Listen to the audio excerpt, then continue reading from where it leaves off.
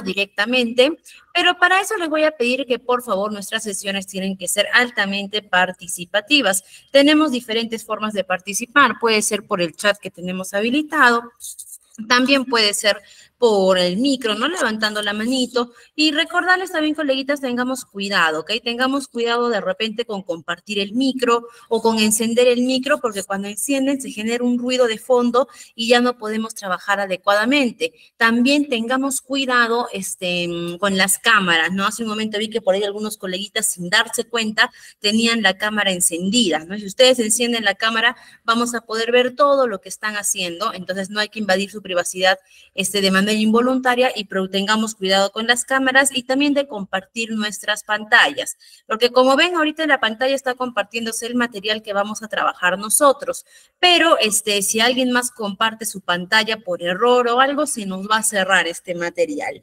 Y estas son algunas indicaciones generales y vamos a empezar a hablar hoy día sobre lo que es el asistente administrativo en la gestión pública. Y para eso, coleguitas, yo empiezo con una consulta, una pregunta para que ustedes me puedan responder.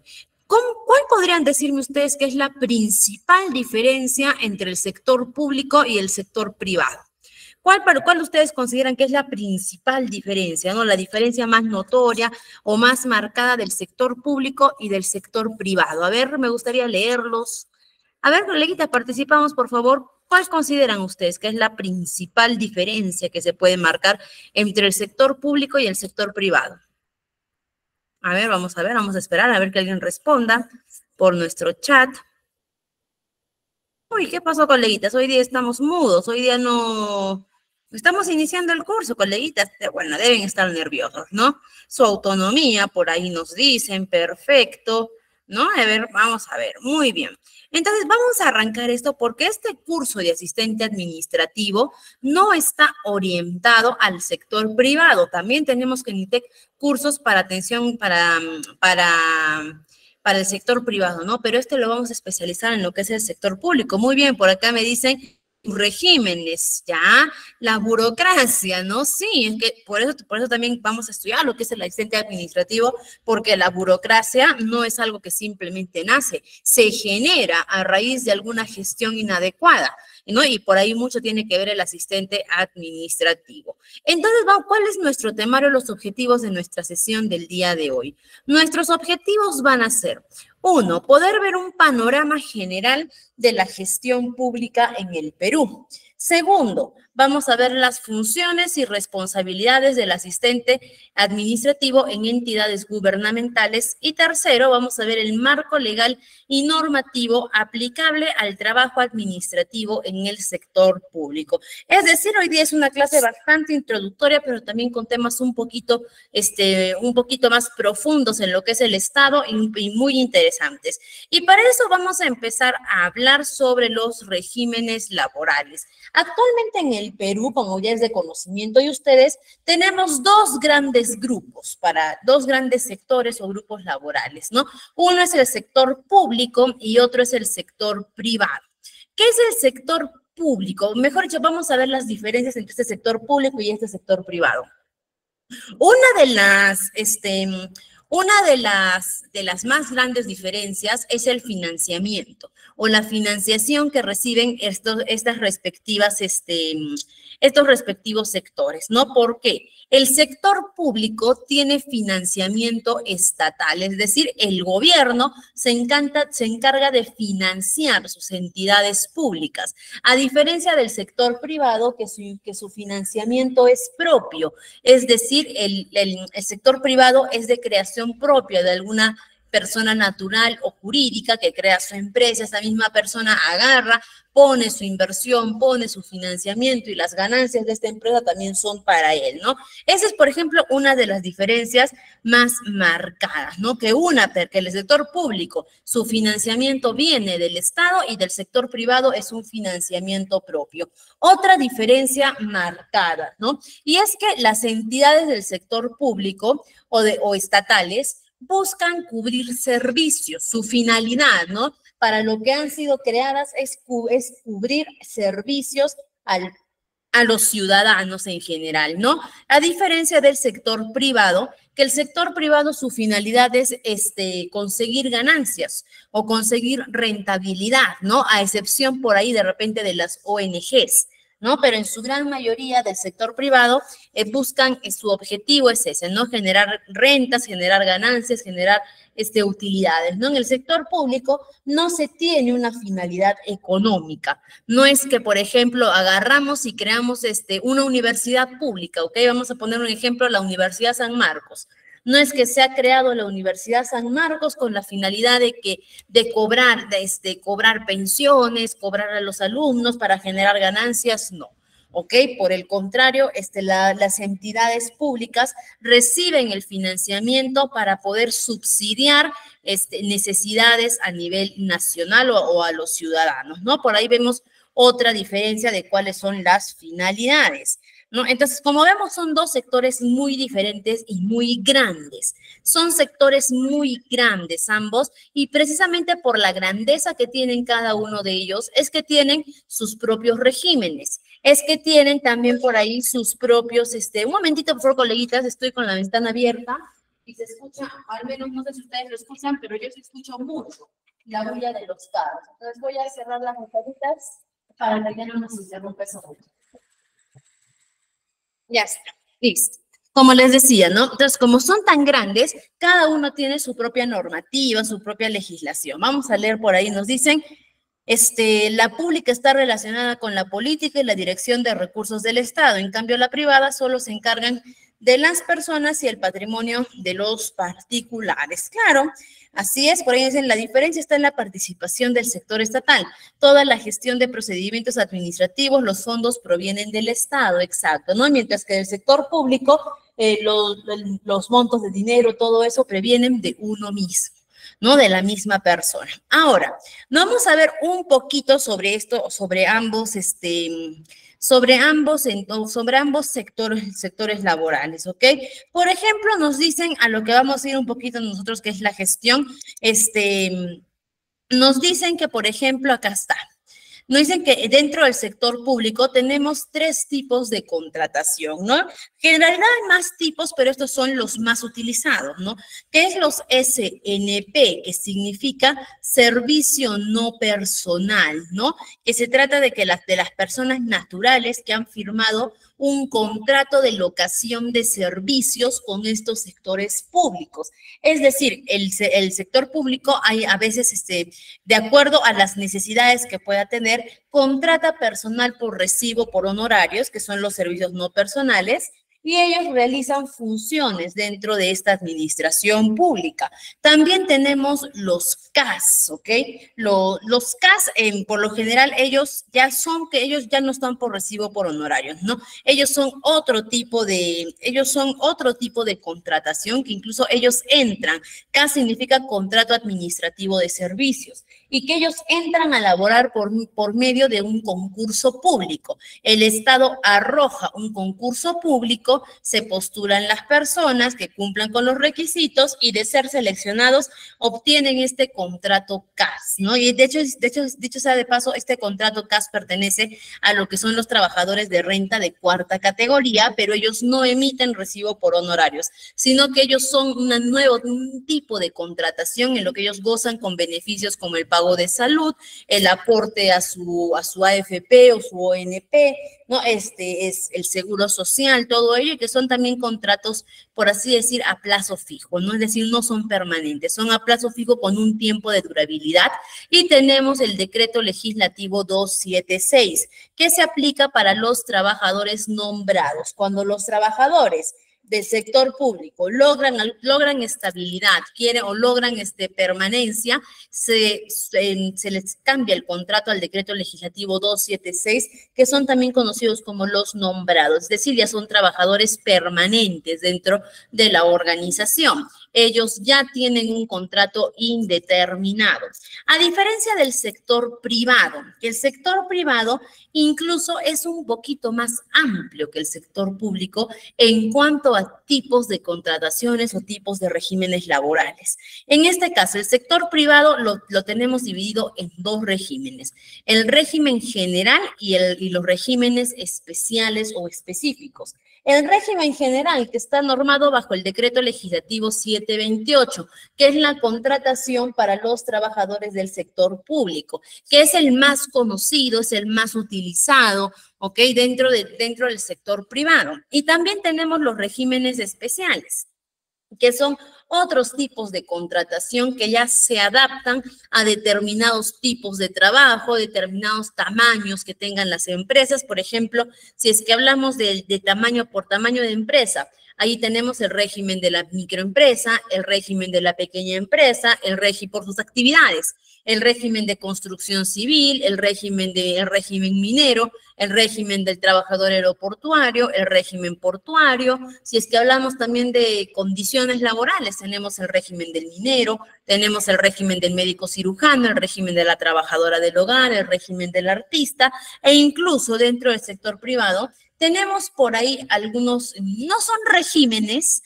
pero son como que algunas normas que se han adaptado para el beneficio de los trabajadores, ¿no? Como en este caso podría ser,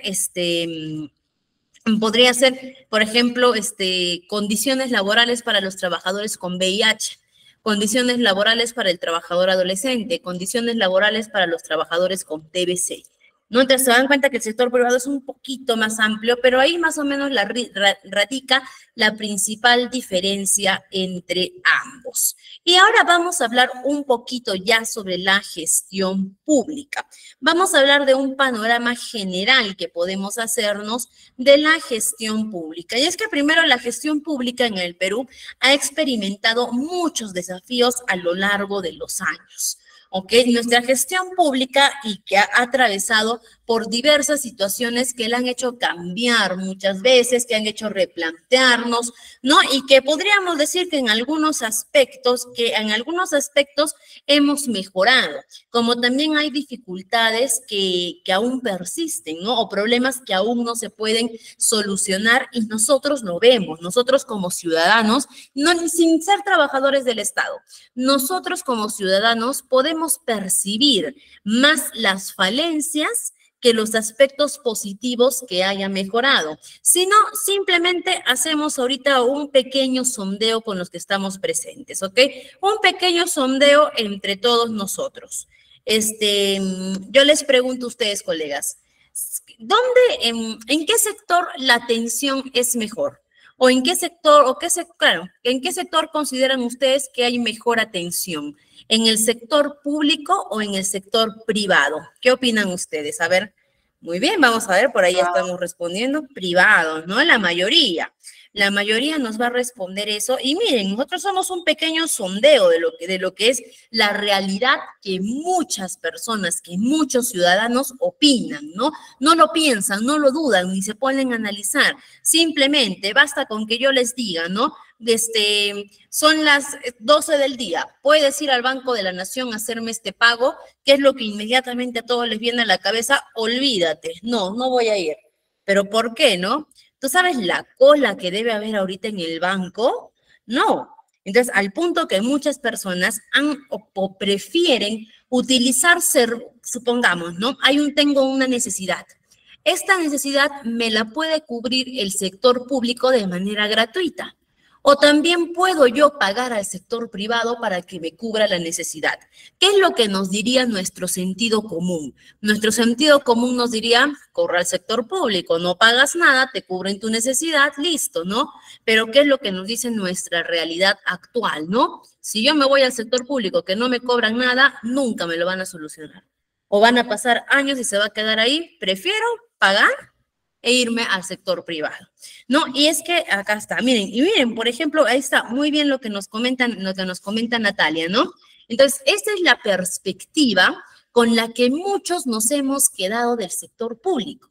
¿ok? Y que no es culpa de nosotros, no es responsabilidad de nosotros, es malas experiencias, lo que nos han comentado, lo que hemos vivido. Pero justo como nos dice Natalia, en este caso ella nos habla, ¿no? Específicamente, bajo su propia opinión, que el Banco de la Nación ha mejorado, ahora tienen canales virtuales y es cierto, la administración pública en el Perú ha mejorado bastante, pero bastante, incluso me atrevería a decir que desde que empezó la pandemia hasta la fecha, no solamente han corrido, han saltado, ¿no? No de repente porque querían hacerlo, sino por la necesidad que tuvieron de continuar efectuando sus servicios. No, pero si ahorita nosotros nos ponemos a analizar, nos ponemos a hacer la diferencia de hace 5 años a lo que, o mejor, claro, perdón, disculpa por la palabra, Roland, no quise decir gracias a la pandemia, definitivamente a la pandemia no hay nada que agradecer,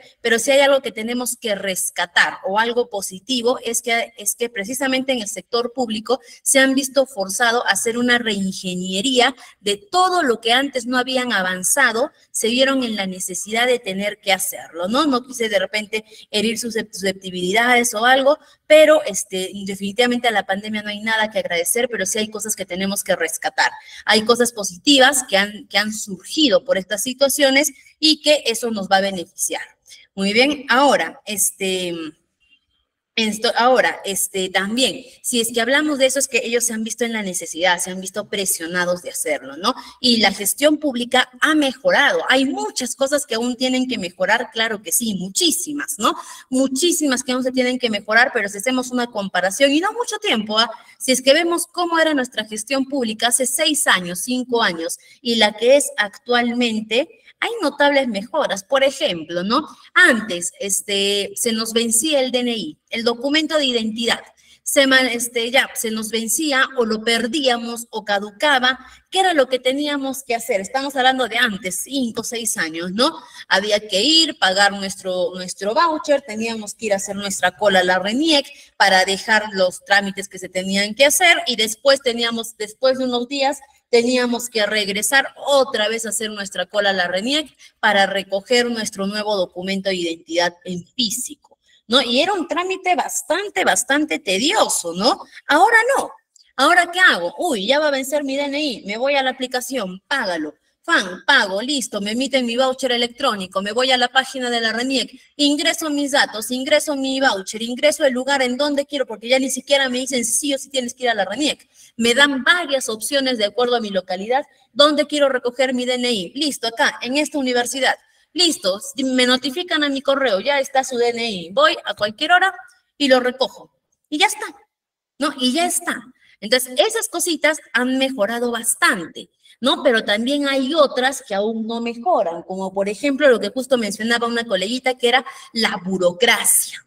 La burocracia, y no estamos hablando tanto de atención al público, las gestiones que nosotros como usuarios externos hacemos, sino lo que vemos dentro de las áreas administrativas día con día. Y ahí es donde entra nuestro puesto de trabajo. El asistente administrativo va a entrar a esa zona más conflictiva que hay dentro de la gestión pública, ¿no? Por ejemplo, si regresamos a nuestro ejemplo del DNI, ¿ok? Regresemos a nuestro ejemplo del DNI. Nosotros simplemente vamos, dejamos nuestro trámite, dejamos nuestro pago y listo, ya en 7, 15 días regresamos a recogerlo.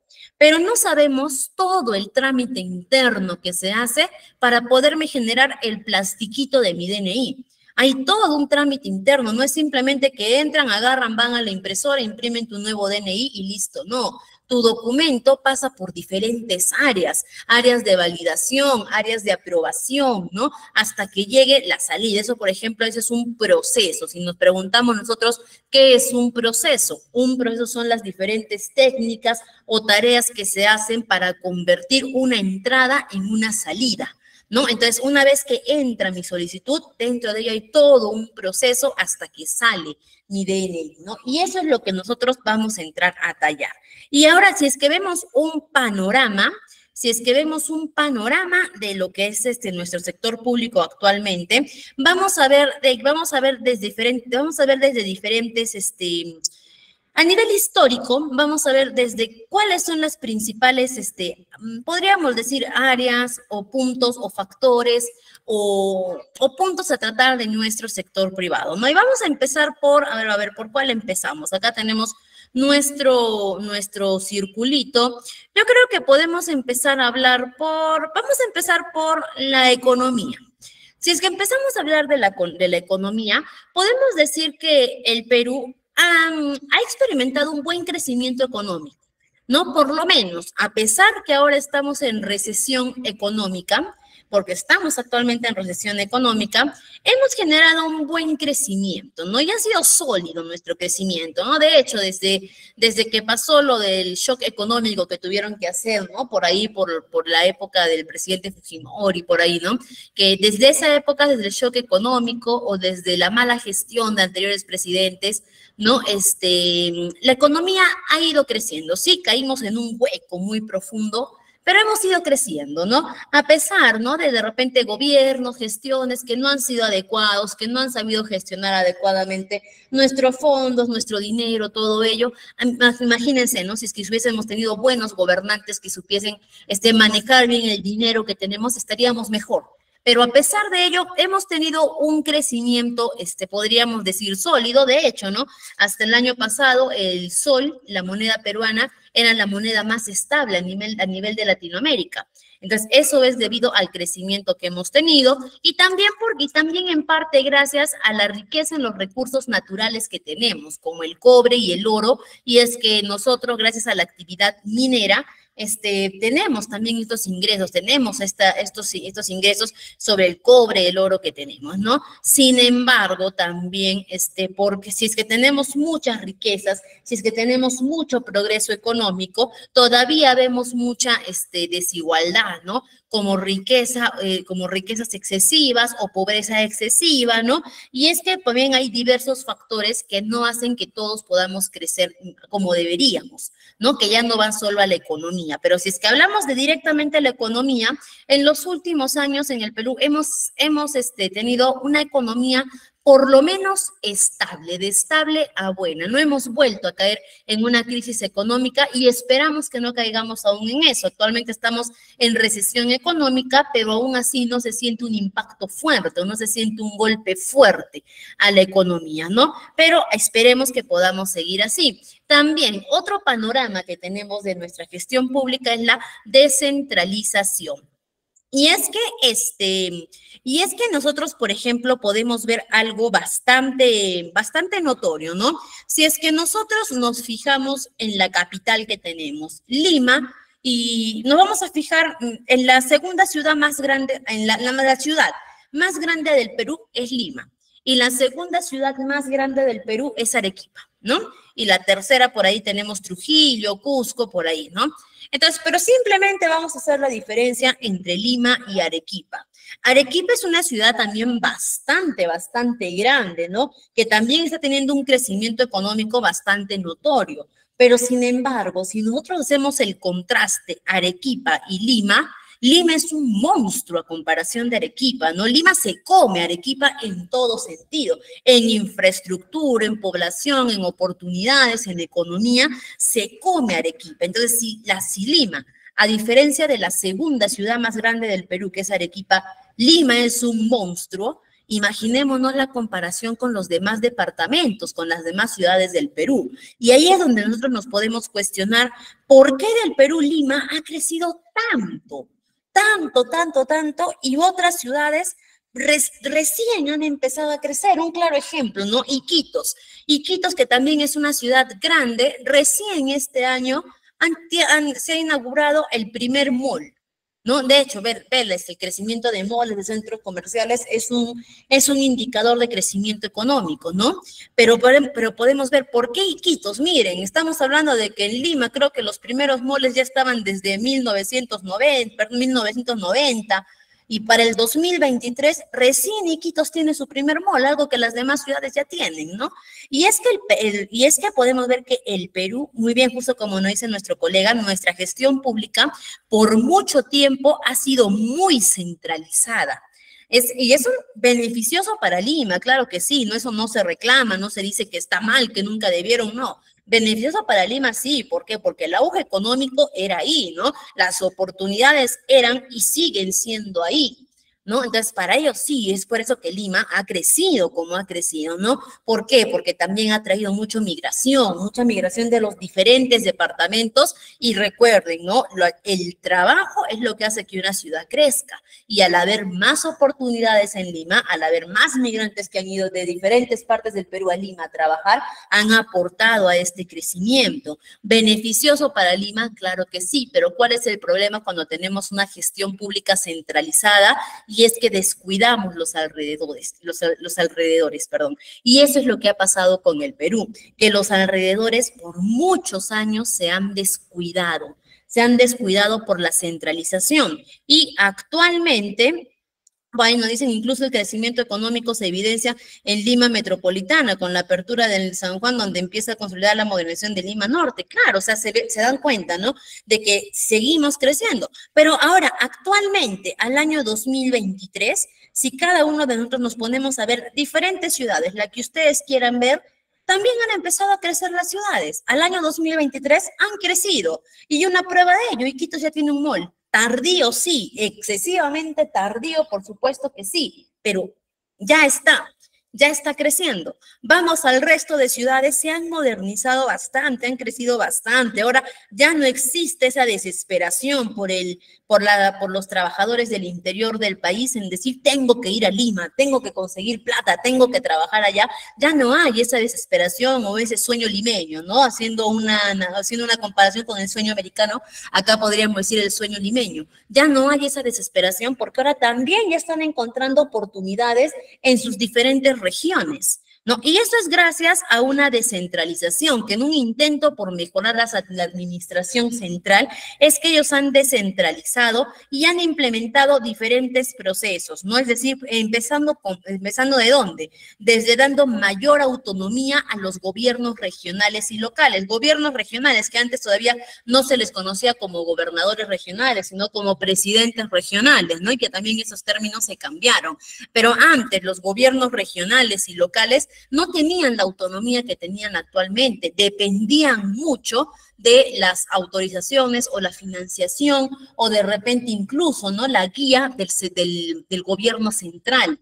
Y eso generaba un retraso. Ahora no, ahora los gobiernos regionales y locales tienen autonomía y eso es también lo que permite que crezcan las ciudades, ¿no? Pero también ha generado también, así como la descentralización ha generado mejoras, también ha generado por ahí discrepancias, ¿no? Pues ¿en qué? Por ejemplo, en la capacidad de gestión, la rendición de cuentas de los recursos, qué están haciendo con los recursos, ¿no? Porque como sabemos bien, ahorita vamos a tocar el punto de corrupción, pero sabemos que por ahí entra bastante retraso que tenemos. La educación y salud, ¿no? Que si es que hablamos de la educación y el salud, son uno de los grandes dolores de cabeza que por muchos años ha tenido el usuario o el ciudadano, ¿no? Primero se dice de que a pesar, ¿no?, de los esfuerzos, de la calidad de la educación y la salud pública, se siguen viendo, se siguen teniendo falencias en diferentes partes del país, en especial en el interior del país. Y es que acá también tenemos que ver algo, ¿no? Primero, si es que hablamos del sector salud, vamos a empezar por el sector salud, ¿no? Hay que tomar en cuenta algo, que ¿por qué muchas veces nosotros podemos ver que en una clínica privada nos atienden mejor? ¿Por qué podemos ver que en una clínica privada la atención es más rápida, todo ello, ¿no? Y es que eso es beneficioso para nosotros, claro que sí, pero acá también tenemos que tener un pensamiento bastante crítico y bastante objetivo. Y es que una clínica privada, por más grande que sea, no va a tener ni el 10% de la responsabilidad que... no va a tener ni el 10% de la responsabilidad que tiene el sector público en el salud en general, ¿no? Por ejemplo, es salud. Solamente hay que ver cuántos afiliados tiene, ¿no? El MINSA a través del CIS, ¿no? Que desde el 2020 se declaró, antes del MINSA para el CIS teníamos que inscribirnos, no tenía que tener ningún otro seguro de salud para poder pertenecer al CIS. Actualmente no, el CIS ya está abierto para todo ciudadano que no tenga algún seguro, ¿no? Entonces, acá simplemente vemos, ¿no? El SIS está coberturado para todo el país. Entonces, estamos hablando de que el SIS por lo menos tiene, por lo menos, mínimo, y que es más aún, pero mínimo, tiene más de 10 millones de personas que hacerse cargo, ¿no? O más de 15 millones de personas que hacerse cargo. Una clínica, no creo yo que pueda llegar al millón de personas diario. ¿Ok? Entonces, ahí vemos primer, por así decir, dilema que podemos encontrar en la comparación del sector salud, que el sector salud está abarrotado, está lleno, ¿no? Y ese es el gran problema que tienen y no vamos a encontrar una solución rápida a eso. No vamos a encontrar una solución, porque ¿cuál sería la solución? Disminuir asegurados, ¿no? Y tampoco eso es imposible, ¿no? Entonces, lo que se busca es a través del crecimiento de nuevos hospitales, generar nuevos profesionales, ¿no? Otorgar buenas condiciones laborales para que podamos seguir ampliando, la atención de salud, ¿no? Pero de hecho, el principal problema que tenemos de salud, ese es un gran problema, pero el principal problema que tenemos de salud no es la demora en las citas, no es que yo saco una cita y me la van a dar de acá a mucho tiempo, o que tengo una operación programada y no me operan. Ese no es el principal problema de salud. El principal problema de salud se da en el interior del Perú, en postas médicas donde no hay atención 24 horas. ¿No? En lugares donde simplemente la atención está a cargo de un médico general y todos tienen que acudir a este médico, aunque sus dolores o aunque su enfermedad ya meriten ir a alguna especialidad, ¿no? Pero es lo que hay a la mano. Esa es la principal falencia de nuestro sector, de nuestro sector de salud, que no hay igualdad de atención médica para todos, ¿no? Entonces hay por ahí ciudadanos que creen que el principal problema es que no hay citas, es que no hay programación, es que no hay calidad de atención, que sí, por supuesto son problemas graves, pero el problema más grave es la desigualdad de atención de salud que tenemos alrededor de todo el país. Ese es el principal problema y que actualmente se está trabajando en mejorar ello, ¿no? Que aún no vemos resultados porque es un proceso largo, ¿no? Pero ¿qué es lo que se está buscando? A mayor incentivo económico para que los profesionales de salud, técnicos, enfermeras, médicos puedan ir a laborar a estos lugares más alejados. Ustedes saben, como quien dice, ¿no? Con plata baila el mono, como dice el dicho, ¿no? Entonces, ofrecer mayores incentivos económicos, bonos por altura. Tenemos también lo que es el serum para los alumnos que recién egresan, ¿no? Para que puedan ir a estos lugares alejados para brindar atención médica. E incluso, ¿no? Hace poco vimos que un congresista que trabajaba para nuestro país, o que debería haber trabajado para nuestro país, falleció porque se puso mal en un lugar alejado de la ciudad, en un pueblo alejado, y cuando fue, creo, a la posta de salud, creo que 8 o 10 de la noche, ya no había atención. Y falleció por falta de atención. Lo que en este caso se hizo viral porque fue un congresista, ¿no? Paradójicamente, fue un congresista, pero es la realidad que viven muchos peruanos en cuanto a salud, ¿no? Y si hablamos también de educación. En educación no estamos tan mal como salud. Justo por ahí nos dicen, no, el SIS no cubre todo. Exacto. El SIS, porque estamos hablando de cuántos millones de peruanos, entonces no se puede subsidiar todo al 100%, ¿no? Y a buena hora que no se puede subsidiar todo al 100%. ¿Por qué? Porque el SIS busca proteger a los ciudadanos que no cuentan con que no cuentan con los medios para poder obtener una atención rápida. Pero ¿cuál sería, por así decir, el panorama o el mejor panorama que se pueda tener? Es que la mayoría de trabajadores, empresarios o dependientes que estén actualmente con una vida laboral activa puedan pertenecer a E-Salud, puedan pagarse su seguro social en E-Salud, donde sí les cubren todo al 100%, ¿no? Y les cubren todo porque precisamente hacemos un aporte mensual que eso subvenciona gran parte de lo que necesitamos. Y el SIS debe permanecer solo para personas que no cuentan con esa opción, pero lamentablemente hoy en día la informalidad laboral, que también va de la mano con esto, empresas informales, que no están inscritas, que no pagan sus tributos, que no pagan planilla de sus trabajadores, hacen de que existan más personas que están en un stand-by o están en un limbo sin seguro médico y solamente van a poder contar con el SIS. ¿Ok? Solamente van a poder contar con el SIS. ¿No? Y ojo, estamos hablando que el SIS a raíz de la pandemia se generalizó para todos, ¿ah? Porque antes no era para todos, ¿no? Y antes el SIS, ¿qué hacían? ¿Quieres el SIS? Sí, te vamos a hacer, va a pasar el asistente social a verificar tu casa. Tenemos que ver que en verdad no tengas los medios necesarios para poder cubrir tu propia salud, ¿no? Y iba el asistente social, te hacían preguntas. El SIS era para personas de bajos recursos, de verdaderamente bajos recursos, ¿no? Pero, y por ejemplo, en la pandemia, ahí nos dimos cuenta de algo, ¿no? En la pandemia habían muchas personas que en su día a día tenían una buena economía, vivían bastante bien, pero bajo la informalidad de no contar con ningún tipo de seguro médico, y cuando estas personas se pusieron mal, no tenían el dinero suficiente para pagar en una clínica, que en eso entonces era millonario el pago en las clínicas, no estaban asegurados en salud, por lo que no les correspondía la atención por ese medio, así que obligado tenían que irse todos al SIS, y ahí fue donde nuestro sistema integral de salud colapsó. ¿No? Entonces se dan cuenta que también todo va de la mano con lo que es la informalidad que se puede dar. Educación no estamos tan mal, de hecho estamos trabajando bien. De hecho, si hablamos a nivel Latinoamérica, el Perú ha crecido bastante en educación, nos falta todavía mucho más, pero tanto en educación básica como en educación superior estamos creciendo, estamos bien, están mejorándose las currículas económicas, no tenemos falta o ausencia de colegios que en otros países los hay. En otros países no hay colegios para los niños, y si hay colegios particulares te cobran una barbaridad. Actualmente no, actualmente tenemos muchísimos colegios nacionales que la calidad educativa puede mejorar, debe mejorar aún más, pero por lo menos no se niega la educación. ¿Ok? Persona que quiere estudiar tiene las puertas abiertas para poder hacerlo. Al igual que en la universidad, ¿no?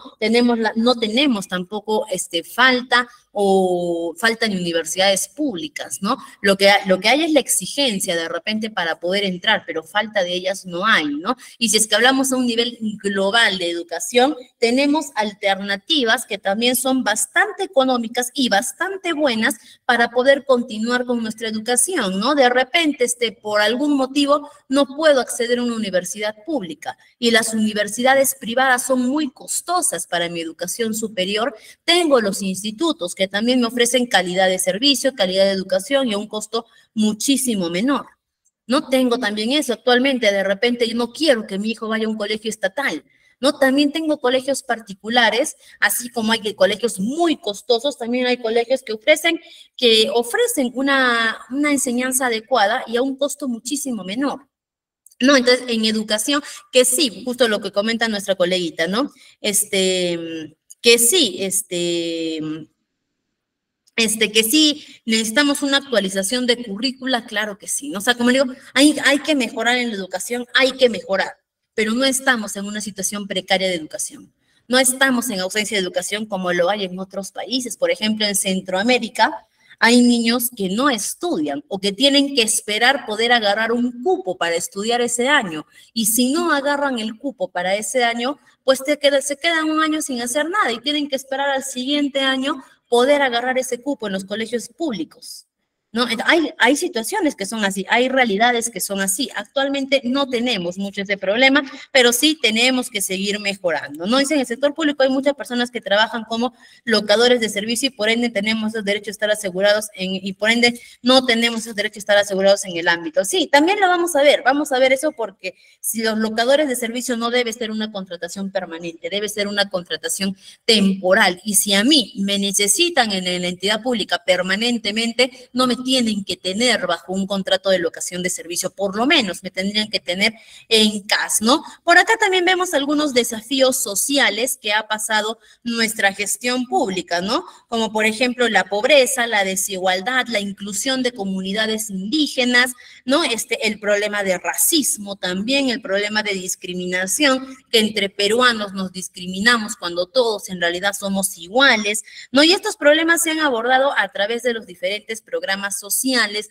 que se han creado a través de los ministerios, ¿no? Como la ampliación del Ministerio de la Mujer y Poblaciones Vulnerables, que también ayuda, ¿no? El Ministerio de Cultura, que también actualmente está trabajando muy fuerte para ya quitar estas situaciones de racismo. Entonces, hay formas de manejarlo, hay formas. Lo que falta son gestiones adecuadas, ¿no? Es como quien dice, ahí están las herramientas, falta personas que vengan a utilizar adecuadamente esas herramientas. Los avances tecnológicos que también hemos visto que se han realizado muchos esfuerzos para modernizar esta gestión pública. Y si es que somos bastante sinceros y bastante francos, los avances tecnológicos de nuestra gestión pública en los últimos 20 años, hasta antes de la pandemia, estaban completamente estancados, ¿no? Por ejemplo, en la pandemia, en varias entidades públicas que lo he visto, ya los mandaron a todos a su casa, trabajo remoto. Una realidad que se apreció y que fue aterradora cuando los trabajadores pasaron a hacer trabajo remoto, fue que muchos trabajadores no sabían cómo entrar a Word o a Excel en sus propias máquinas. No sabían cómo enviar adecuadamente un correo electrónico, no sabían cómo conectarse a una plataforma de Meet. Trabajadores del sector público nombrados que llevaban años trabajando ahí, ¿no? Entonces ahí se tuvo que hacer un avance tecnológico total, ¿no? Tuvieron que capacitar a sus trabajadores, los asistentes administrativos de cada área, que por lo general eran personas jóvenes que por lo menos dominaban informática básica, tuvieron que hacer ellos mismos la capacitación a sus trabajadores nombrados, ellos mismos acudir, enseñar, ¿no? El sistema público, mesa de partes, todo ello todo se tuvo que modernizar, todo tuvo que entrar a la virtualización. Y como les digo, lo que no avanzaron en los últimos 20 años, durante la pandemia tuvieron que correr, tuvieron que saltar, tuvieron que desesperarse y actualmente hemos logrado eso. Actualmente lo han logrado, no de la manera que debió ser desde un inicio, no bajo las circunstancias bajo las circunstancias de la COVID, la pandemia, que en realidad fue terrible para todos, pero se tuvo que esperar que venga una pandemia mundial, o sea, si es que lo vemos así, ¿no? Se tuvo que esperar que tenga una pandemia mundial para que recién nuestra gestión pública se actualice. ¿Ok? Se actualice, ¿no? Y por último vemos lo que es la corrupción, que la corrupción es el cáncer que tiene ahorita nuestra gestión pública, ¿no? Así como todas las gestiones tienen falencias, tienen enfermedades, nuestra gestión pública tiene una enfermedad grave, una enfermedad triste, una enfermedad dañina, una enfermedad tóxica, pero que tiene cura. Pero la cura es muy larga, la cura depende de cada uno de nosotros, que es la corrupción. Y es que no hablamos de los últimos años, ni de los últimos 20, 30, 40 años, de toda una vida. Históricamente, la corrupción es un problema grave en nuestra gestión pública. ¿Ok? Hay casos de corrupción que son desde grande escala, involucrando a altos funcionarios, a grandes empresas, a licitaciones, todo ello, incluso a presidentes que se han visto mezclado en ello, hasta casos de corrupción más pequeños, ¿no? Pero que corrupción al final es corrupción, grande o pequeño, es corrupción. Y, por ejemplo, se pueden preguntar, ¿y cuál es un caso de corrupción pequeño? Cuando yo agarro y de repente tengo que tramitar mi brevet, y voy y le digo a mi amigo que trabaja en el Ministerio de Transportes, amigo, un favor, pues me han dicho que va a demorar mi brevet 10 días, sácamelo para mañana, yo te doy tus chocolatitos, te doy tu regalo. Ya, amigo, no te preocupes, acá está tu brevet. No es lo que nosotros podemos ver muchas veces como que es un favorcito, es para acelerar las cosas, es para hacerlo un poquito más rápido, es corrupción, porque no estamos respetando el orden, procesos estandarizados que se tienen. No, desde esas cosas tan pequeñitas es corrupción. No, entonces la corrupción es algo que sí hace que nuestro país, si en todos los países de Latinoamérica y del mundo en general, si no existiese corrupción, estaríamos en un lugar mucho más estable económicamente, estaríamos mucho mejor, pero no es así. No es así. Por ejemplo, yo les comento algo muy rápido, ¿no? muy rápido como para que vean cómo desde menor escala podemos llegar a, cómo desde menor escala de corrupción podemos llegar a generar los grandes problemas, ¿no? Hace poco mi esposo estuvo malito y lo llevé a salud por emergencias, ¿no? No era una emergencia, era una urgencia que podíamos esperar, no había problema, ¿no? Es decir, le había pasado triaje y podíamos esperar que lo atendiéramos. No había tanto problema, pero sí llegó justo delante de nosotros en la colita, había un chico, estaba bien el chico. Podríamos decir casi lo mismo que mi esposo, no era una emergencia, era una urgencia. Pero este chico, mientras hacía su cola, se acercó el médico y le dijo, pasa triaje y me llamas. El chico pasó triaje, le agarramos, nos sentamos, detrás de nosotros llegaron más personas con niños convulsionando de fiebre, una señora que se había fracturado el pie, o que habían casos realmente que sí eran emergencia, pero el primero que lo hicieron pasar a la consulta fue a este amigo del médico. Este médico que le dijo, pasa triaje y avísame. Pasó triaje, llamó al celular, rápido, ni bien pasó el triaje, tal, lo llamaron por su apellido, entró, se atendió y se fue, ¿no? Entonces se damos cuenta que parece un favorcito, parece algo chiquito. Y sí, de repente, este chico, ¿cuánto tiempo habrá quitado para la atención? Habrá quitado 5, 10 minutos máximo porque lo atendieron rapidísimo y lo sacaron, ¿no? Podríamos decir, no afecta a nadie, pero sí afecta. Sí afecta porque eso es corrupción, ¿no? Esos son malos manejos y que en nosotros mismos está la solución, ¿no? Y este es un panorama general que tenemos de nuestra gestión pública. ¿Y por qué mencionamos estas cosas, Miss? ¿Por qué hablamos de lo positivo y lo negativo que tiene nuestra gestión pública? Porque si nosotros vamos a trabajar como asistentes administrativos de la gestión pública, tenemos que conocer bien dónde vamos a ir. Tenemos que conocer bien dónde estamos parados, ¿no? Y qué es lo que tenemos que solucionar. Y ahí viene lo que es, ¿qué es ser un asistente administrativo? Nos podemos preguntar, todavía no tanto de la gestión pública, pero ¿qué es ser un asistente administrativo? Y en pocas palabras, ser un asistente administrativo es, primero que nada, es un facilitador de comunicaciones, facilitador de la realización de tareas, ¿no? Es un facilitador para poder agilizar los procesos. El asistente de recursos humanos, de él inmediatamente va a depender qué tanto puede afectar la burocracia en una institución pública, porque él se tiene que encargar de acelerar procesos, de hacer correr los procesos, ¿no? Eso es ser un asistente en la administración, un asistente administrativo, facilitar procesos, acelerar, no todo ello. Eso es ser un asistente. Acá nos dicen, es un facilitador fundamental que trabaja detrás de la escena para garantizar que la oficina funcione sin problemas y que las operaciones diarias se lleven a cabo de manera eficiente. ¿Y por qué decimos que es detrás de escena?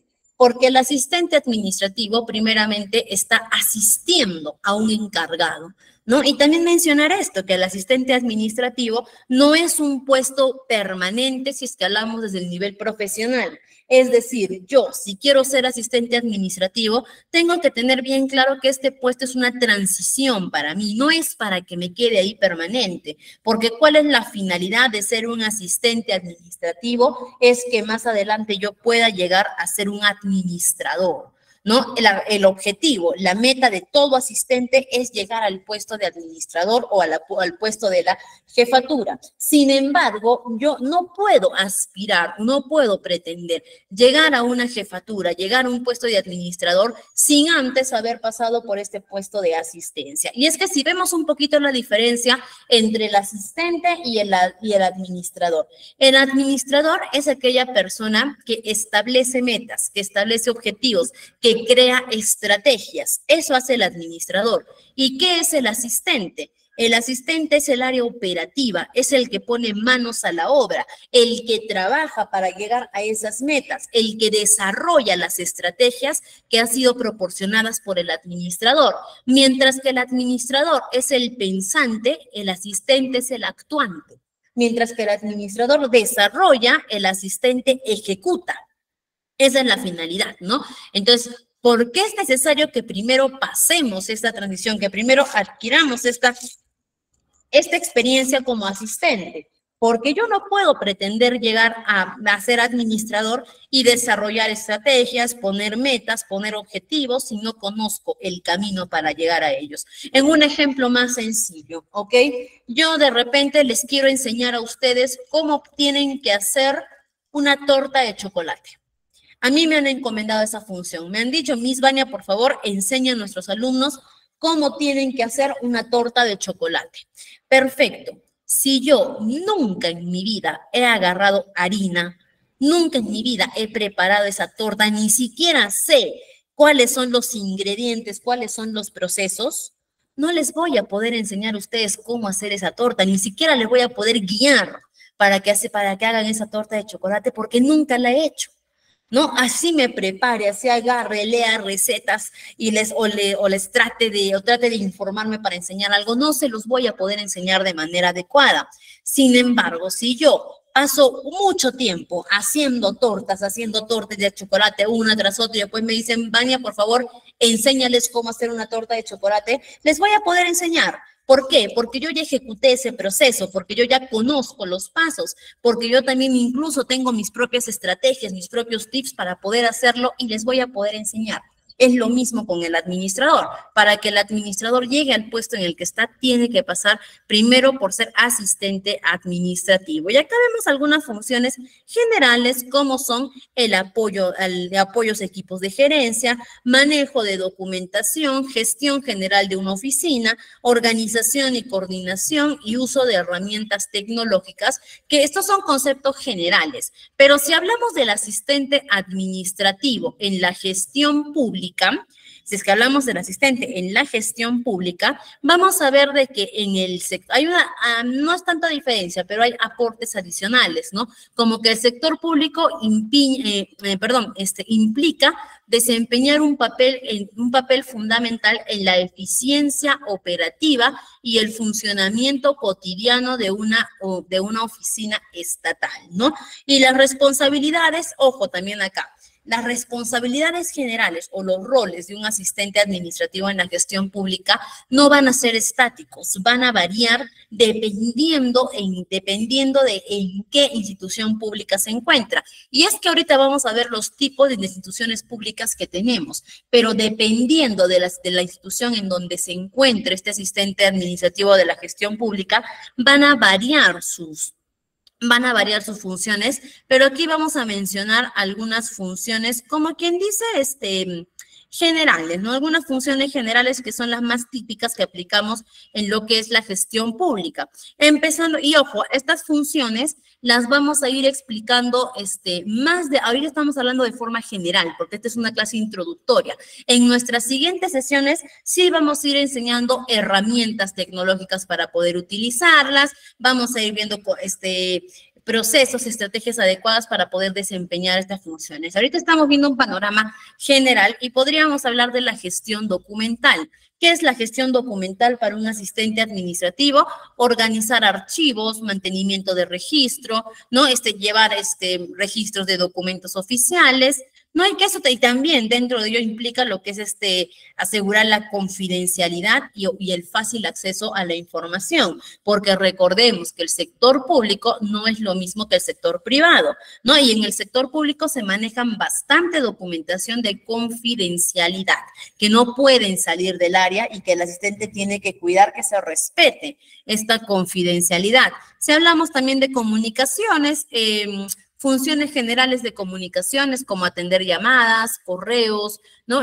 Redactar, revisar por ahí documentos, informes, memorándums, todo ello que el asistente se encarga de la redacción, ¿no? Si hablamos de repente por acá de gestión de información, nos invita a utilizar herramientas informáticas para administrar por ahí de repente bases de datos, Cardex, de repente estamos en áreas de logística, ¿no? También para apoyarnos, para programar reuniones, la preparación de presentaciones, diapositivas, elaboraciones de informes y otros documentos importantes. Básicamente es apoyar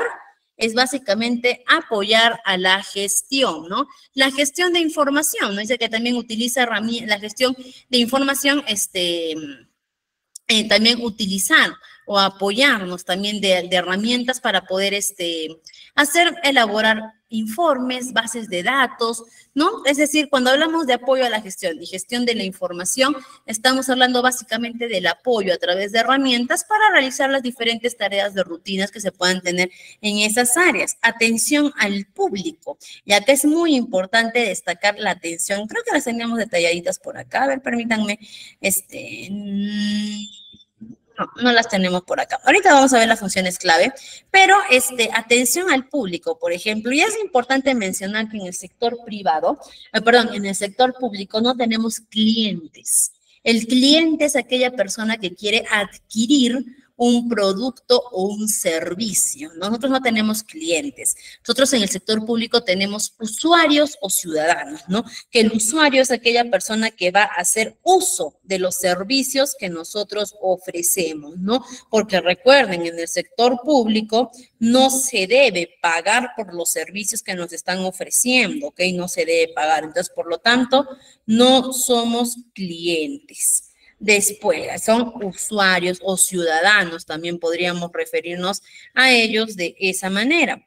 También podemos hablar acá, y si es que hablamos de la atención al público, a los usuarios, tendríamos que hablar de que el asistente también está encargado desde recibir visitas, hay el área dentro de las instituciones públicas que es precisamente atención al ciudadano, ¿no? Que es para que los ciudadanos puedan presentar sus consultas, sus quejas, para poder recibir información, ¿no? Sobre trámites, procedimientos, formatos que se tienen que llenar, y el asistente también tiene que asistir a esa área, ¿no? También el asistente nos tiene que apoyar con lo que es la coordinación interna de nuestra institución pública, ¿no? Cómo el asistente va a colaborar con los diferentes departamentos o áreas que tiene una gestión pública, que también lo vamos a ver en un momentito, cuáles son las principales áreas o departamentos que hay dentro de una gestión pública y que ayuda a la coordinación entre todas estas áreas. Recuerden, el asistente es un facilitador y dentro de ellas, dentro de sus funciones como facilitador,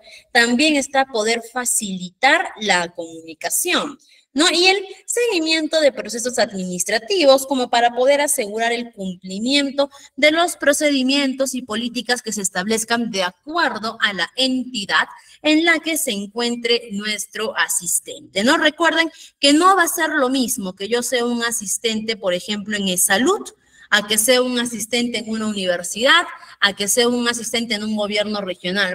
Son tres instituciones completamente diferentes y por lo tanto mis funciones también van a ser totalmente diferentes, ¿no? Y por acá vemos, ¿no? Acá hemos visto todas en general. Aquí en las funciones clave vamos a desarrollar algunos, ¿ok? Es decir, algunas de estas funciones las vamos a desarrollar un poquito más a fondo para que pueda quedar claro el concepto de lo que estamos hablando, ¿no? Y si es que hablamos de la gestión documental, podríamos decir que son 5 tareas claves que tiene que realizar el asistente, ¿ok? ¿Cuáles son estas 5 funciones claves? Serían, 1, clasificación de información, acceso basado en los roles, políticas de retención y destrucción seguras, y la capacitación al personal y el marcado y etiquetado. Podríamos decir que esas son las funciones claves. Acá, por ejemplo, les mencionamos cuáles son estos tipos de información que se manejan dentro de ellas, o cuáles son los tipos de gestión documental o los tipos de documento ya que maneja un asistente dependiendo no solamente ahora de la institución donde se encuentre, sino del área en el que se encuentre apoyando. Puede ser desde documentos legales, documentos administrativos, si es que está en el área de finanzas, presupuestos y finanzas, si es que de repente está en áreas de contratación, acá está licitaciones, ¿no? Si es que está en recursos humanos, ahí podrá haber memorándums, podrá haber informes de vacaciones, planillas, todo eso, y documentos de comunicación externa, de repente a raíz de contrataciones, convocatorias, comunicados, también puede ir oficios, todo ello, ¿no? Si es que vemos algunas, en gestión de la información, ¿no? Si es que vemos en gestión de la información que nos invita a utilizar herramientas informáticas para poder administrar nuestras bases de datos, ¿no? Como por ejemplo, clave. Si es que hablamos de herramientas informáticas o herramientas, claro, herramientas informáticas, el asistente tiene que dominar sí o sí Microsoft Office o alternativos a eso que pueden ser también Google Sheets, creo que se llaman, ¿ok? Pero básico tiene que dominar Office, ¿no? Y como les mencionaba hace un momento, cuando llegó la pandemia, trabajadores nombrados no sabían cómo entrar a Word, no sabían cómo hacer una diapositiva, ¿no? Entonces, esto es básico que el asistente domine. Sistemas de gestión de base de datos también, ¿no? Por ahí de repente software de contabilidad y gestión financiera, si es que se va a ir al área financiera, ¿no? Sistemas de gestión en relación con los ciudadanos, ¿no? Los más conocidos como el CRM. ¿Qué significa CRM? CRM significa Custom, ¿qué era? Se me fue la palabra ya. Custom, Relation Manager, ¿ok? Eso es clave. Esto en realidad, estos CRM para el sector privado se utilizan para la atención al cliente. Son software que utilizamos para atención al cliente, pero en el sector público, como ya hemos dicho que no tenemos clientes, sino que tenemos usuarios, los utilizamos para la gestión con las relaciones con los ciudadanos o los usuarios. Por acá también tenemos sistemas de gestión de documentos, ¿no? De software, análisis y visualización de datos. De hecho, es algo que tenemos que destacar del sistema público, a diferencia del privado, que no todas las empresas privadas cuentan con software o programas diseñados para su gestión. El sector público sí cuenta ya con estos programas, ¿no? ¿Por qué? También por obligatoriedad de ley, pero no es que ellos están improvisando. En algunas empresas del sector público, por ejemplo, sí improvisan un poquito al adaptar software al Excel, todo ello, pero en el sector privado no. En el sector privado, por ejemplo, se trabaja mucho con software, por ejemplo, en las municipalidades,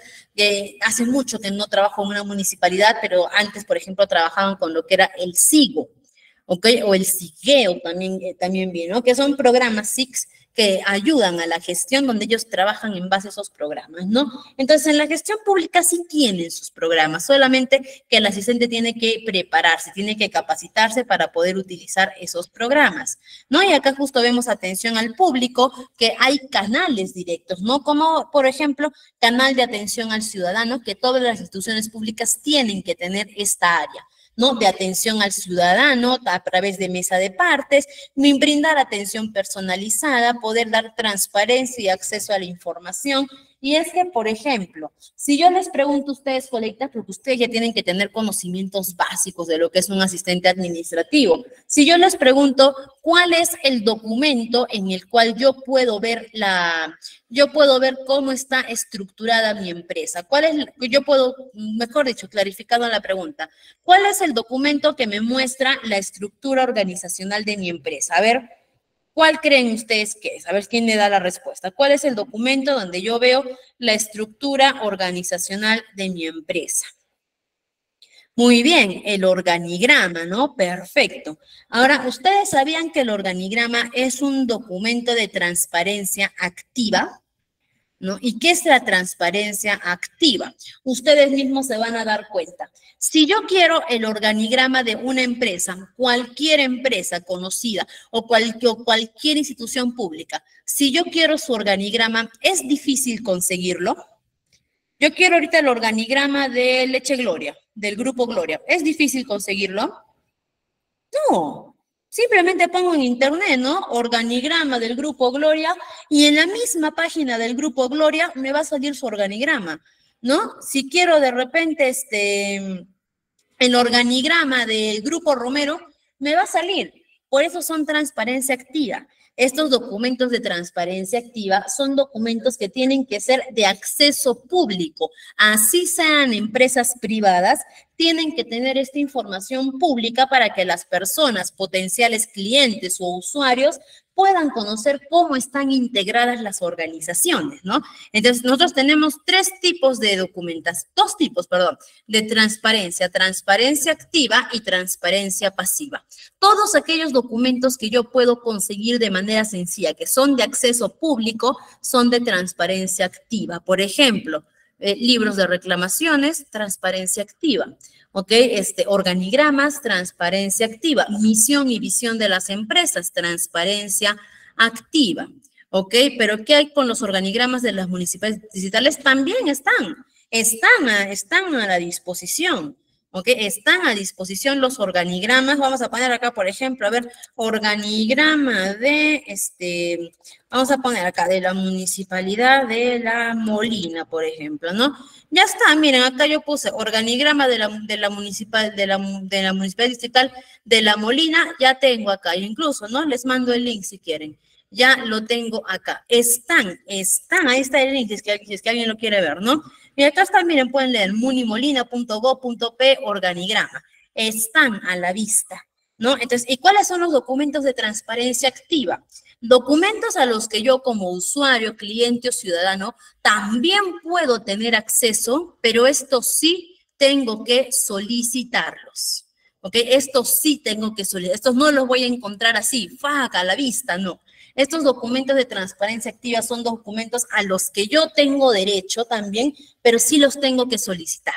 ¿Ok? Entonces, acá vemos que también el asistente administrativo va a estar a cargo de estos documentos de transparencia y de acceso a la información, la gestión de quejas y reclamos e incluso la capacitación de personal, ¿no? Poder capacitar a su personal para que puedan ver cómo se debe atender adecuadamente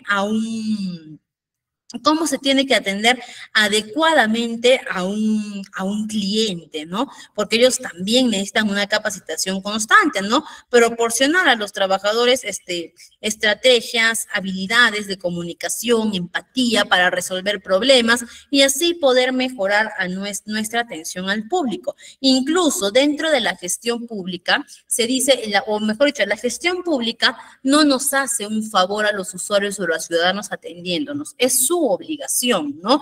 Entonces, ellos tienen que tener una adecuada atención. Actualmente tenemos lo que es el plan de modernización de la gestión pública, que este plan de modernización que está desde el año 2021, me parece, está haciendo una reestructura total a todo el método de atención al ciudadano, ¿no? Nos dice que, lo vamos a tocar más adelante, pero nos dice que las mejoras que se están haciendo es precisamente para mejorar la atención al público. Y acá vamos a ver la coordinación interna, colaborar con las diferentes áreas o departamentos que hay dentro de cada entidad y vamos a ver cuáles son las principales áreas o departamentos que tienen las instituciones públicas. Ojo, estas pueden variar dependiendo del tipo de institución pública, pero estas son las generales. Estas son las que sí o sí tienen que haber en un área de gestiones públicas, ¿no? En un área de gestión pública. Primero, un departamento de recursos humanos. Infaltable, sí o sí tenemos que contar un departamento financiero o de contabilidad, porque aunque estas instituciones públicas no tienen fines lucrativos, manejan presupuestos y se necesita un área de contabilidad para el manejo adecuado. Departamento legal que se encarga de ver todos los aspectos legislativos que tienen estas instituciones públicas.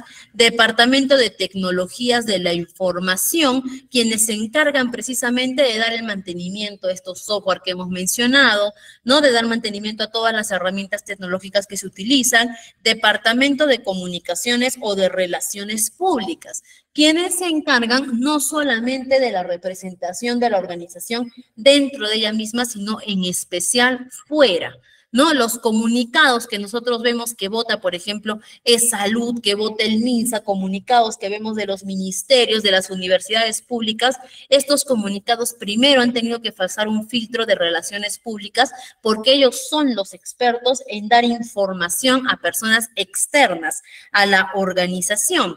Departamento de Planificación y Desarrollo, que precisamente eso es lo que buscan las instituciones públicas, crecer, mejorar a través de estos departamentos departamento de servicio al ciudadano, que hemos dicho que es infaltable a las instituciones públicas, porque nosotros como ciudadanos tenemos que tener un departamento que trabaje de manera personalizada y especializada con cada uno de nosotros. Departamento de contratación y adquisiciones. Y aquí no hay que confundir. Una cosa es el departamento de recursos humanos, que ellos se encargan de la contratación y la adquisición del talento humano de los trabajadores. Este departamento de contratación y adquisiciones se va a abocar más de repente a lo que son licitaciones, a lo que son alianzas con otras empresas, a lo que son servicios terciarizados. De esto se encarga este departamento de contratación y de adquisiciones, no del personal. Departamento de operaciones o servicios generales, que se encarga de fiscalizar las áreas operativas de la organización, como también, por ejemplo, el personal de staff que está dentro de este departamento, y el departamento de investigación y desarrollo, que trabaja de la mano con planificación y desarrollo precisamente para continuar con el crecimiento de esta institución pública. Y dentro de todos estos departamentos, en todos, absolutamente en todos, necesitamos al asistente administrativo. En todos. Todos estos departamentos necesitan dentro de ella un asistente administrativo. ¿Por qué? Porque el trabajo muchas veces es tan complicado, tan arduo, tan abundante, que se necesitan facilitadores. Y ahí es donde entra el asistente administrativo. Y por aquí vamos a entrar, antes de ver el marco legal, ahorita regresamos al marco legal. Primero vamos a ver los tipos de instituciones. Vamos a ver por acá. Sí, ya nos falta poquito, estamos bien con el tiempo. Perfecto, sí nos va a alcanzar el tiempo. Vamos a ver los tipos de instituciones públicas que vamos a encontrar en los que nosotros podemos tener campo ocupacional. Y podemos empezar por el gobierno central, ¿no? Que precisamente tiene ese nombre porque es la más importante, es la cabeza de toda la gestión pública, y que este gobierno central incluye los tres poderes: poder ejecutivo, poder legislativo y poder judicial a nivel nacional, ¿no? Así como también tiene sus respectivos ministerios, tiene sus secretarías, sus entidades, organismos encargados para la gestión gubernamental de todo el país, ¿no? Y ellos se encargan de formular políticas y de la administración del país, la elaboración de leyes. En el gobierno central, y dicho sea de paso, el gobierno central es la institución pública más grande que tenemos actualmente en el Perú, ¿ok? Es la más grande que tenemos. De ahí tenemos los gobiernos regionales, que justo cuando estuvimos hablando de la descentralización, ¿no? Es decir, el gobierno central se encarga de la administración de todo el país, pero no puede hacerse cargo de todo el territorio porque es muy grande, ¿no? Entonces, ¿qué es lo que hace el gobierno central? Agarra y divide. Más que divide, designa sus funciones a través de los gobiernos regionales, que son las entidades que se encargan de la administración de toda la región, no solo ciudad, sino de toda una región. Este gobierno regional, podríamos decir que es directamente el representante del gobierno central en esta región, ¿no? Y que acá nos dice, tienen competencias y autonomía en áreas como salud, educación, infraestructura, entre otros. ¿Qué quiere decir? Que si el gobierno central mañana dice, voy a levantar un colegio, voy a construir un colegio nuevo, el gobierno regional no tendría que ir al gobierno central. Gobierno central, ¿me das permiso para que pueda hacer un colegio? ¿Me das permiso para esto? No, obviamente hay instancias, hay comunicaciones, no simplemente que hace lo que quiere, pero el gobierno regional tiene la autonomía para poder tomar sus propias decisiones avaladas por un gobierno central. Aún así, un gobierno regional es muy pequeño para poder administrar a toda una región, ¿no? Estamos hablando de que dentro de cada región hay diferentes provincias, ¿no? Una lejos de la otra, y el gobierno central tampoco no podría hacerse cargo de todas las provincias que tiene que tiene esta región. Entonces, ¿qué es lo que hacen? Nuevamente, seguimos descentralizando. ¿Ok? Ya del gobierno central pasamos al gobierno regional. Todavía no nos damos abasto para llegar a cada uno de ellos. Nos vamos a los gobiernos locales, las alcaldías municipales. las alcaldías provinciales, ¿no? O las alcaldías provinciales, que ahora estas se van a hacer cargo de toda una provincia, ¿ok? De toda la provincia que esté designada, ¿no? Es decir, el gobierno central se descentralizó y designó ahora poderes a la alcaldía. Esa alcaldía se encarga de administrar toda su provincia. Aún así, es muy grande una provincia para una alcaldía en algunos sectores, ¿ah? Porque hay en otros sectores donde la alcaldía se hace cargo porque de repente son provincias pequeñas, pero aún así, si es para muchas provincias, la alcaldía queda chica para poder administrar todos los distritos, y ahí vienen los gobiernos municipales, ¿no? O los gobiernos distritales, las alcaldías distritales, perdón, que estas ya se encargan de gestionar únicamente una gestión local, únicamente de su distrito. Entonces se dan cuenta cómo desde el gobierno central, el gobierno central, a través de la delegación, a través de sus gobiernos, de sus municipalidades, se van acercando cada vez más al ciudadano. Actualmente nosotros, lo más cerca que podemos estar de un gobierno central es a través de nuestras alcaldías. ¿Qué otras instituciones públicas tenemos? Entidades reguladoras o supervisores, ¿no? Que son encargados de supervisar y regular sectores específicos, como la telecomunicación, energía, servicios financieros, competencias, protección al ciudadano, por ejemplo, la SUNAFIL, que es una entidad encargada de la fiscalización laboral, Indecopi, ¿no? Que se encarga de defender los derechos del consumidor. Tenemos también por ahí de repente, vamos a ver, la SBC, la Superintendencia de Banca y Seguros, ¿no? Que se encarga de supervisar y regular el sector financiero, ¿no? Tenemos OCIPTEL, que es el que se encarga de regular las telecomunicaciones, que son entidades privadas, ¿no? Pero son entidades reguladoras y supervisoras. Tenemos las entidades educativas y de investigación, como por ejemplo las universidades públicas, donde el gobierno subsidia o beca la educación de sus alumnos, ¿no? A través de las universidades públicas, colegios, institutos de investigación, por ejemplo, el Servicio Nacional de Adiestramiento Industrial, ¿no? Más conocido como, ¿alguien sabe qué significa? ¿Alguien sabe o alguien conoce quién es el Servicio Nacional de Adiestramiento Industrial? Senati, muy bien, ¿no? La Senati, que es un instituto, ¿no? Es un instituto aparentemente privado. ¿Por qué? Porque los alumnos que van ahí pagan su pensión, pero el Senati recibe también financiamiento público. ¿A través de qué? Por ejemplo, la Senati, ¿qué es lo que hacen? Todas las instituciones del sector industrial tienen que hacer el aporte, si no me equivoco, creo que es del 1% mensual del pago de sus trabajadores o de su monto de planillas. El 1% tienen que destinarlo a Senati.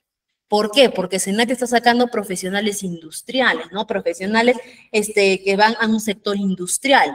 Entonces, es como algo recíproco, y a través de ello es que Senati puede ser, actualmente es uno de, no vamos a entrar acá en conjeturas de decir si es el mejor o el peor instituto, no, pero definitivamente es el más grande que tenemos actualmente, ¿no?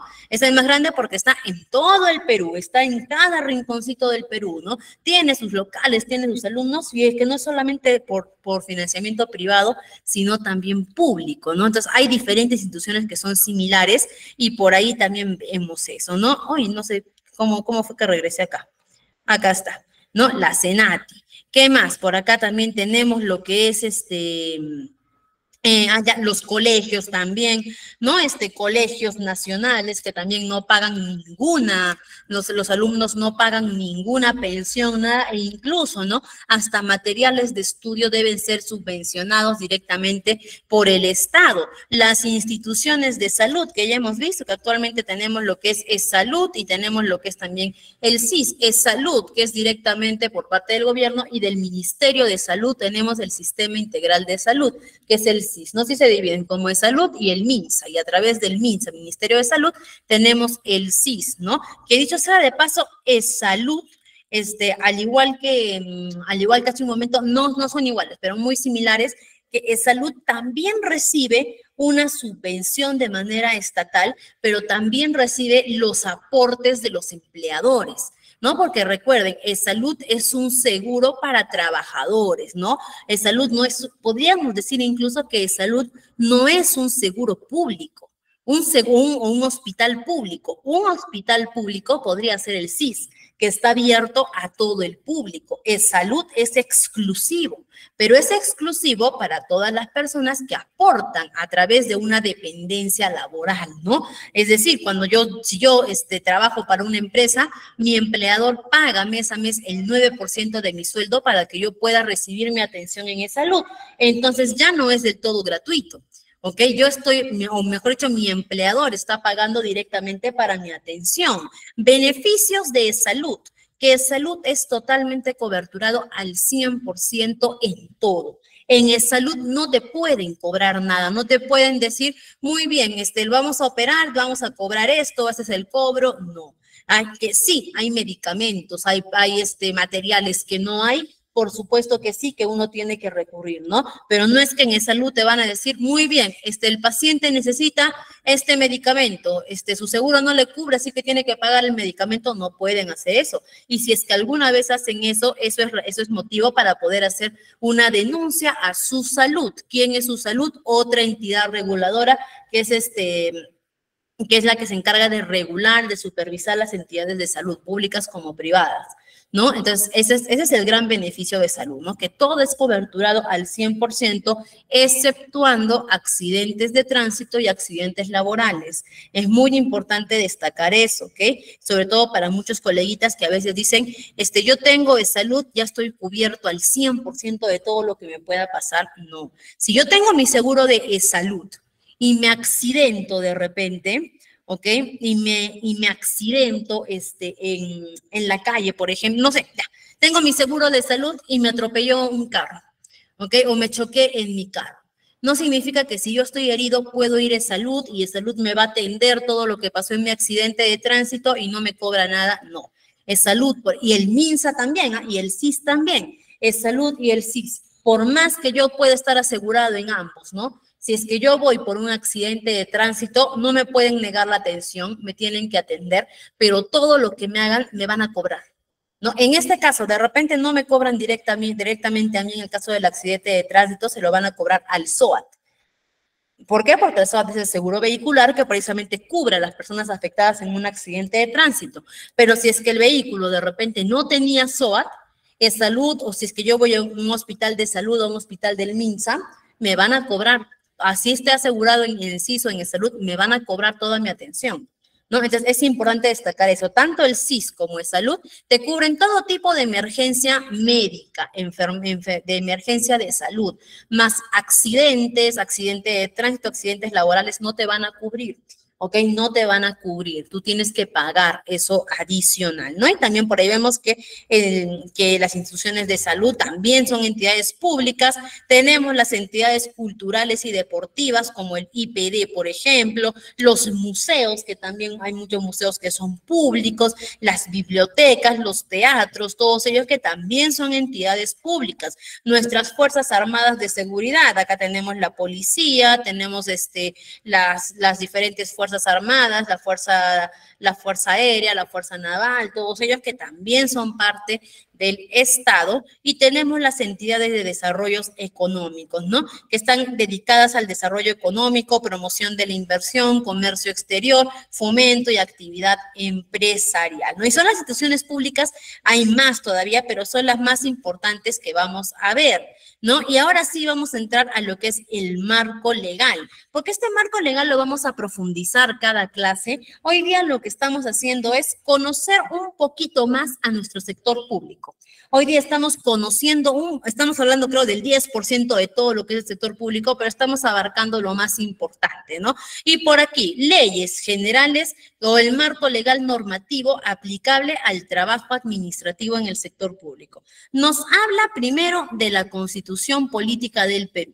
Nuestra Constitución, que es el documento principal donde están todas las leyes, todo lo del Estado, nos basamos, la Constitución es nuestra Biblia en el ámbito legal, ¿no? Tenemos la Ley del Procedimiento Administrativo General 27444, que regula los procedimientos administrativos que deben seguir las entidades públicas para prestación de servicios o relación con los administrados. Es decir, aunque las entidades públicas tienen autonomía en su trabajo, también tienen manuales, tienen procedimientos para poder realizar sus funciones. La Ley del Servicio Civil, ¿no? Que es la 30057, que regula el trabajo o el servicio, que establece los principios, derechos y obligaciones de los trabajadores del sector público, que los conocemos como los servidores públicos, ¿no? Es decir, si hay una ley que ellos los controla, que los supervisa o que incluso también los incentiva al crecimiento, es la Ley de Servicio Civil,